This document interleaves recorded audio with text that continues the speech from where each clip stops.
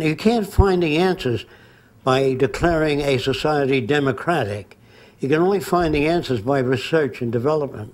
You can't find the answers by putting people of high moral character in government.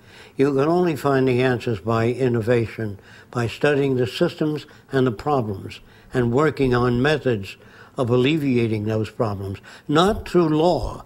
Law is when you don't have a method of solving a problem. If people steal or hurt one another, you say it's against the law to hurt somebody. Well, if a person doesn't have the means to live by, he's going to hurt somebody to get the money or whatever they need.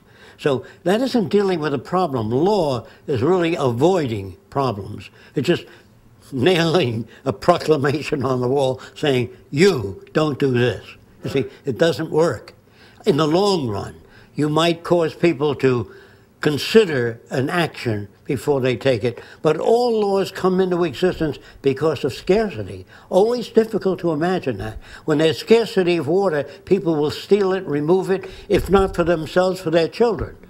So all the laws in the world, but if you don't want people to steal water, you build an electric fence around the water. See? And this is the way you say, you don't need to put up a sign, don't steal water.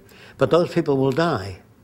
So we don't want to do that. We don't want to build a fence around our country, say, this is the greatest country in the world, we're going to keep it that way. We depend on other countries. If we live to ourselves, I can assure you, we'll die of ourselves. Right. Because if the Russians do nuclear testing and they dump radioactive stuff into the sea, or the Japanese, the world is one big place, and the air moves around, and the waters move. Therefore, living to yourself, your little isolated colony, your little culture that you want to build, your little city that you want to build of people with like-mindedness, all of that has no basis for survival.